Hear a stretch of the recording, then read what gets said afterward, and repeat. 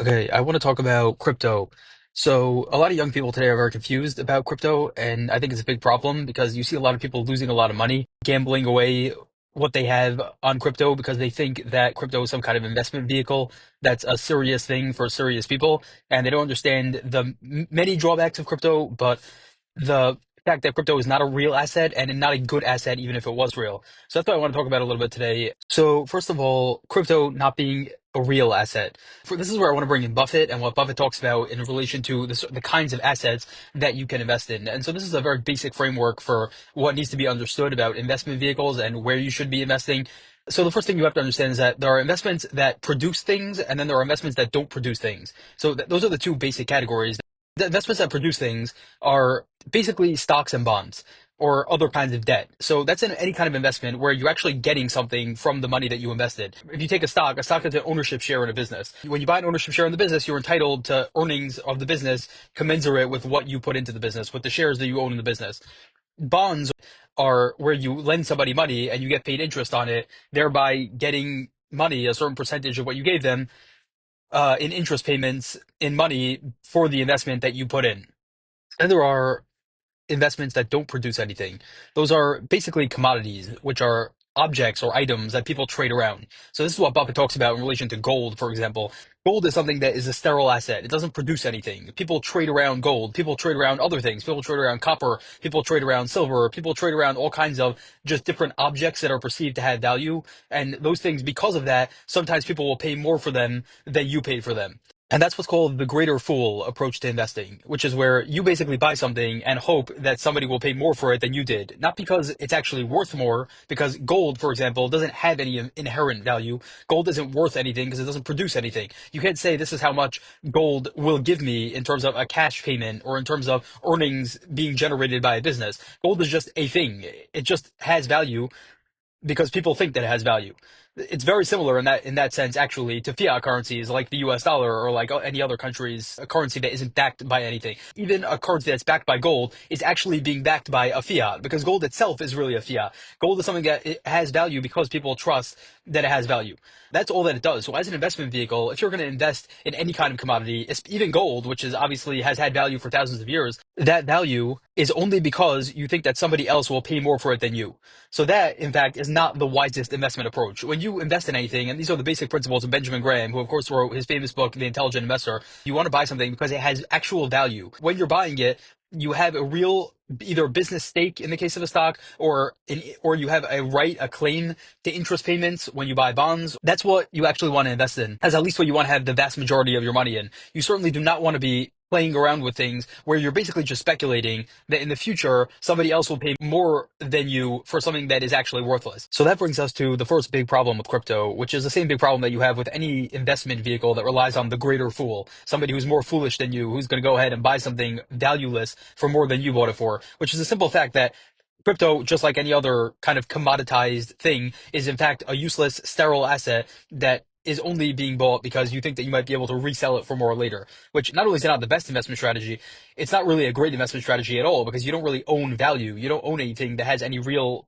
practical, tangible value behind it. Another kind of asset actually that produces something is real estate. This is somewhere in the middle. When you own real estate, you own a piece of land and you can develop that land. You can lease that land. You can make money from owning the asset. And that's kind of another asset that produces something. When you own a piece of an item, you own gold, you own copper or silver, corn, you own such things. Those things you buy and use them as investments. Oil is another one. You use them, any commodity is being used so that you can sell it to somebody else when the price goes up, which is all a speculative activity and you don't actually own anything of real value. There is a slight difference, of course, in oil and corn and wheat or anything like that, which is that, of course, those actually do have value in the sense that they can be used for things, whereas copper and gold are only are used as a currency because people think that they are a currency. Of course, you can use gold and copper for other kinds of things than just trading them around as a currency. But generally speaking, these things, when you're using them as investments, are being used only because you think you can sell them for more than they're worth. So now going to crypto, crypto just has that problem just like anything else does. Nobody would tell you, no intelligent person would tell you Of course, none of this is investment advice, but no intelligent person would tell you to put your money into copper, silver, or gold. Those things are not real value. You don't own anything of tangible value. So when you talk about Bitcoin or you talk about Ethereum or any other kind of crypto, you're talking about something that, again, inherently just doesn't have any real value to it. It only has value because people think it has value. That brings us to the second point. Now, this is not from Buffett. This is just something that I'm saying, which I believe is a big problem with crypto and something that should be considered by everybody before they invest in it, especially young people, and because young people don't seem to think these things through before they buy it. Everything is based too much on vibes and on memory. People need to think and understand what they're investing in before they invest in it. So crypto has a big problem in the sense that crypto is not real. Crypto is nothing. Crypto is just a bunch of basically ones and zeros in a computer somewhere. You're not investing in anything real. When you have gold, I don't like gold. I don't think gold is a great investment. I don't think any intelligent investor thinks that gold is a great investment for anything other than maybe trying to have some safety in your portfolio. But when you have gold, gold has been recognized as a real asset for thousands of years at this point, and you can pretty much guarantee that for the next 1,000 years, gold is going to be considered valuable as much as it was considered valuable until now and for the last few thousand years. Crypto, on the other hand, is just nothing. Crypto is just a bunch of numbers on a computer. Literally, the only thing crypto is a bunch of people that get together and say, hey, we're going to bid the price of the crypto up more than what it was before. But there isn't even that fiat idea that people all accept its value the way that gold has been accepted by all societies all over the world, the way that silver has been accepted by societies all over the world. There isn't that sort of fiat idea that you have with crypto. Crypto is just a bunch of computer symbols and therefore is nothing. And so when you invest in crypto, you're literally investing in nothing, building the two steps on top of each other. You're investing in nothing because you think that somebody else will pay you more for it tomorrow, which is a very, very shaky proposition. At least in the case of gold, you know that yesterday and 1,000 years ago and 2,000 years ago, there was somebody that would pay you more than the gold was worth today. You know that gold held its value for thousands of years. In the case of crypto, you do not know that. Crypto is brand new. You have no idea what's going to end up happening to it, even with something like Bitcoin and Ethereum. And therefore, you're basically buying nothing. Again, two-step process here. Buying nothing and then buying nothing with the expectation that somebody else will pay more for nothing tomorrow. Any discussion of crypto has to include the famous tulip mania in Amsterdam in 1637. The tulip mania was a bunch of people basically decided that tulips were very valuable for some reason. Tulips obviously are just a flower. They have the same value as any other flower. But for whatever reason, tulips became very prized items. And there obviously aren't just endless amounts of tulips. So tulips were being traded around, and almost eerily, the same way that crypto is traded around today, the tulips started to command a tremendously high value. The basic laws of supply and demand said that when there were fewer tulips and many more people that wanted to buy them, the price of tulips went way, way, way up.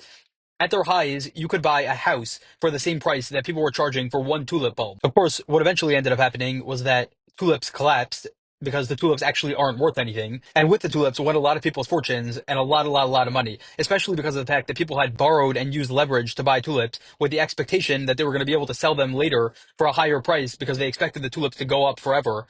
When the tulips, in fact, did not go up forever and they came all the way down to literally zero, or as much as the tulip was worth before, all those people that had borrowed so much money, again, sometimes the value of a house, in order to buy tulips with the expectation that they would be able to sell them again later, all those people lost everything they had. Not just what they had, but even things they didn't have. They ended up deeply, deeply in debt. And you're seeing almost, in my view, the exact same thing happening with crypto today. You're seeing a totally valueless asset that is being traded around by people. It has value only because society thinks that it has value, only because people decided it has value. People trade it around, mark it up to ridiculous levels, over $100,000 for Bitcoin recently. The end result will, of course, be that people realize that the emperor does not, in fact, have any clothes. And suddenly people start selling off all the crypto, not just the meme coins and the garbage and the rug pulls, but Bitcoin and Ethereum get sold off as well. People realize, hey, why am I holding on to what is literally nothing because people think that has value? The second that a bunch of people start to sell, especially big holders, the price drops and drops and drops and eventually reaches zero. If I had to say what was going to happen to Bitcoin, I would guess that within the next 10 years, such a thing will happen to Bitcoin. And that's the paradigm that I want to break people out of today. I want to say, don't accept the paradigm of Bitcoin and crypto. Don't say, hey, because people think that crypto is cool, because people think that crypto has value, because crypto has gone up over the last couple of years, it's had its spikes, it's gone up, it's come down, it's gone up again. Don't think that just because society says that Bitcoin is worth something, that crypto in fact does have some value and that it's worth investing in. Do thinking for yourself. Think about it. Go through the facts, what its value is, what it offers you. And so if there's anything to take away from this, I'm not expecting to convert anybody into hating Bitcoin if you liked it before. If you think that Bitcoin is cool, if you have money in Bitcoin, I don't think I'm going to convert you. But what I hope I'll at least impress on people is do not put any substantial amount of money into Bitcoin or any other cryptocurrency. Do not say, hey, everybody has it. It's so cool. It's going up. Those are the things that cause people to lose a tremendous amount of money in manias like the tulip mania in Amsterdam. And of course, more recent ones like the tech bubble, which is a story for another time. I hope the main takeaway is do not accept the paradigms around you. Do not accept that because society said that crypto is cool and because there are so many people that dump so much money into it, that it has some value. And that in itself, the fact that people think that it has value means that it has value. That has been a recipe for disaster in the past and will be in the future.